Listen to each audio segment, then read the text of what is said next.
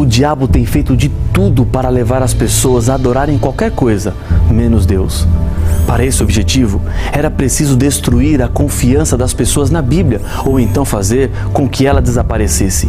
No capítulo 11 de Apocalipse, está registrada uma profecia que anunciava as tentativas demoníacas para acabar com a Bíblia.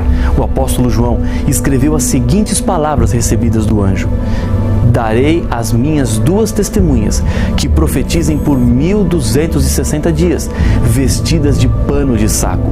Apocalipse capítulo 11, verso 3. As 2 testemunhas são explicadas por... Isso Yahshua disse, e são elas mesmas que testificam de mim.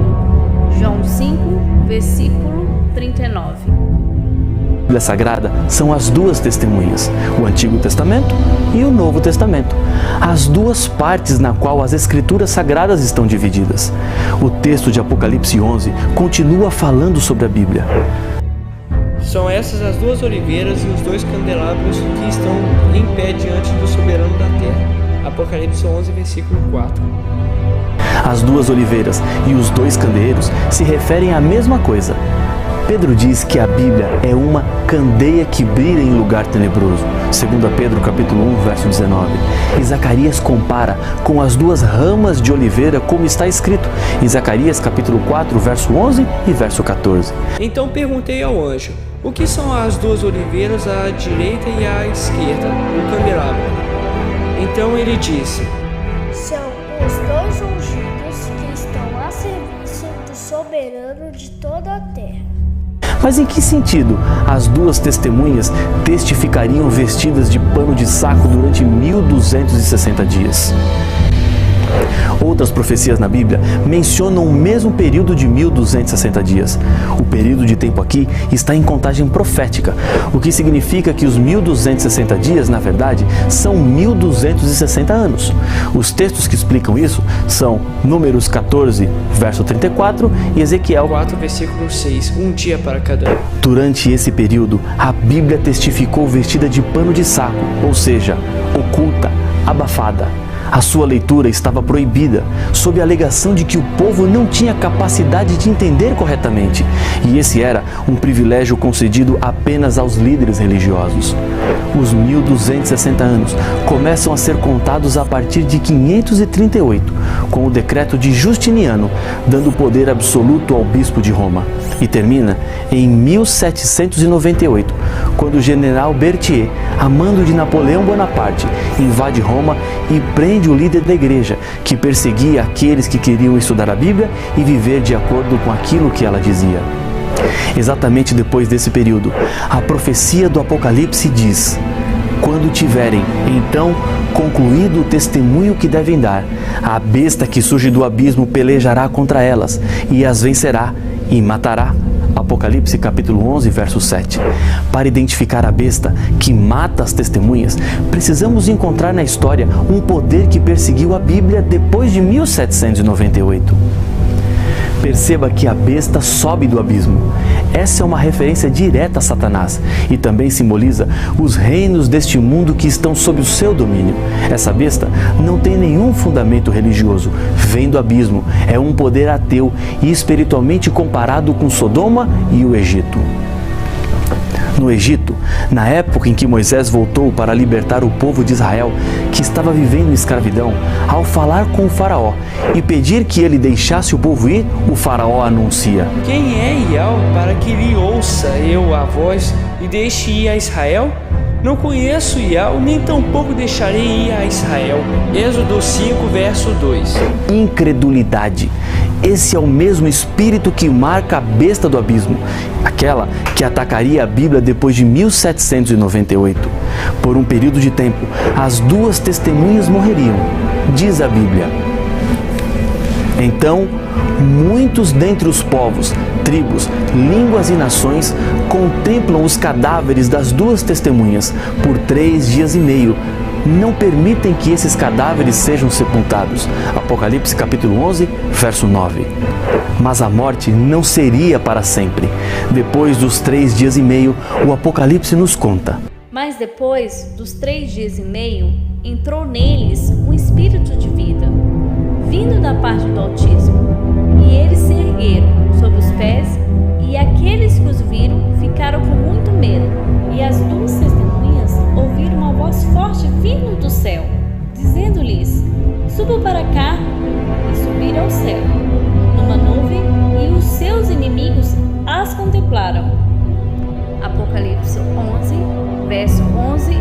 14.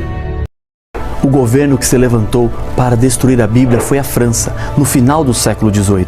Naquele país, houve a proposta de um grupo extremista para se abolir Deus e substituí-lo pela razão. Chegou-se a celebrar uma festa à razão na Catedral de Notre-Dame, com uma atriz figurando a deusa da razão, e as pessoas deveriam adorá-la. Na França também, 70 mil huguenotes foram assassinados por serem seguidores da Bíblia na trágica noite de São Bartolomeu. Em 26 de novembro de 1793, a Assembleia Francesa promulgou um decreto proibindo a leitura da Bíblia e foi ordenado que todas as Bíblias fossem levadas à praça pública. E assim, deveriam ser elas queimadas, como evidência de que o governo francês não reconhecia a palavra de Deus. Nesse período, todas as igrejas foram fechadas e proibiu-se a adoração a Deus por decreto da Assembleia. Também se decidiu que a semana agora teria 10 dias. O dia de descanso foi abandonado e em seu lugar se consagrava um dia em cada 10 para orgias e blasfêmias. Essa intensa perseguição às duas testemunhas foi até o dia 17 de junho de 1797, quando o governo francês anulou o decreto e outra vez se permitiu a prática da religião na França. Durou exatamente 3 anos e meio o período trágico de perseguição à religião. A profecia falou de 3 dias e meio, que na verdade significam esses 3 anos e meio. As profecias bíblicas não são coincidências, mas sim a apresentação real do futuro. A profecia bíblica afirma também que o testemunho bíblico não só ressuscitaria, mas seria elevado até o céu. Depois desse período de 3 anos e meio em que a Bíblia esteve aparentemente morta, houve um despertar do interesse pelo estudo da Palavra de Deus. Em 1804 e 1817 foram organizadas as maiores sociedades bíblicas do mundo, a britânica e a americana, que promoveram e publicaram milhões de Bíblias por todo o mundo. Na época da perseguição, Voltaire havia declarado: "Se foram necessários 12 pescadores ignorantes para levar adiante o Evangelho de Cristo, eu mostrarei que basta um francês para destruí-lo." A Bíblia tem sido, ao longo da história, o livro mais amado e odiado, o mais publicado e também o mais perseguido.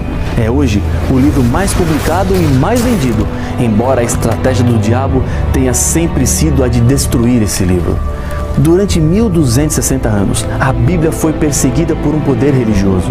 Por isso João diz: Então vi a mulher embriagada com o sangue dos santos e com o sangue das testemunhas de Alxa. E, quando a vi, admirei com grande espanto. Apocalipse, capítulo 17, verso 6. O espanto de João foi porque a igreja, que pretensamente chamava-se Igreja de Deus, perseguia em nome de Deus os que estudavam a Bíblia. Que um poder ateu perseguisse a Bíblia até faz sentido. Agora, um poder religioso causou muito espanto, algo sem sentido para João. As tentativas de destruir a Bíblia não pararam no passado. Ainda hoje, o diabo trabalha para levar as pessoas a não se preocuparem com a palavra de Deus. Uma das suas estratégias tem sido convencer as pessoas que a Bíblia é um livro muito antigo e, por isso, não tem validade em nossos dias. Nesses dias finais da história do mundo, a Bíblia nos apresenta mensagens de advertência. Dias difíceis estão à frente na história do nosso mundo. Os 3 anjos do Apocalipse estão anunciando a todas as pessoas pontos importantes para os últimos dias. Para a sua salvação, é preciso dar ouvido àquilo que os anjos estão anunciando.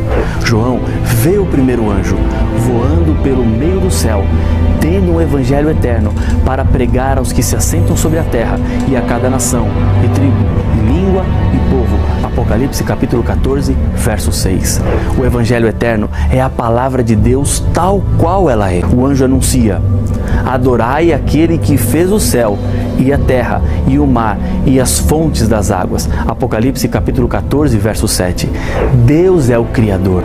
Logo depois, surge o segundo anjo que anuncia: caiu caiu a grande Babilônia. Apocalipse capítulo 14, verso 8.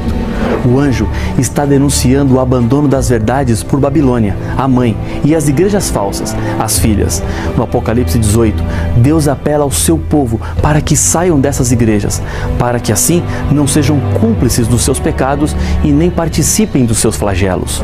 O terceiro anjo apresenta uma advertência: se alguém adora a besta e a sua imagem e recebe a sua marca na fronte ou sobre a mão, também esse beberá do vinho da cólera de Deus. Apocalipse capítulo 14, verso 9 e 10. A revelação divina é muito clara e nos avisa que se não abandonarmos o erro e a rebelião, sofreremos as consequências das pragas e assim estaremos completamente perdidos.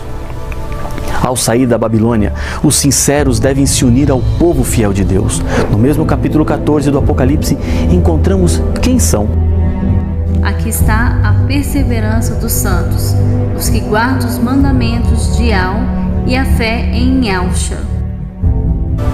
Logo depois da pregação dos três anjos, a Bíblia nos fala de um dia muito especial para todos os filhos fiéis de Deus. Olhei e eis uma nuvem branca, e sentado sobre a nuvem um semelhante a filho de homem, tendo na cabeça uma coroa de ouro e na mão uma foice afiada. Outro anjo saiu do santuário, gritando em grande voz para aquele que se achava sentado sobre a nuvem: toma a tua foice e ceifa, pois chegou a hora de ceifar, visto que a seara da terra já amadureceu. E aquele que estava sentado sobre a nuvem passou a sua foice sobre a terra, e a terra foi ceifada. Apocalipse, capítulo 14, versos 14, 15 e 16. É a volta de Cristo. A Bíblia é a nossa guia neste mundo perdido. Estamos seguros com ela ao nosso lado. E será pregado este Evangelho do Reino por todo o mundo, para testemunho a todas as nações. Então virá o fim. Mateus capítulo 24, verso 14. O fim de tudo acontecerá ao mesmo tempo em que o mundo é impactado pelas revelações da Bíblia Sagrada. Você faz parte dessa profecia. O Evangelho chegou ao seu coração e quanto mais pessoas conhecerem, mais perto estaremos do fim. E lembre-se que não é apenas o saber que salvará uma pessoa, mas a decisão de ficar ao lado de Deus.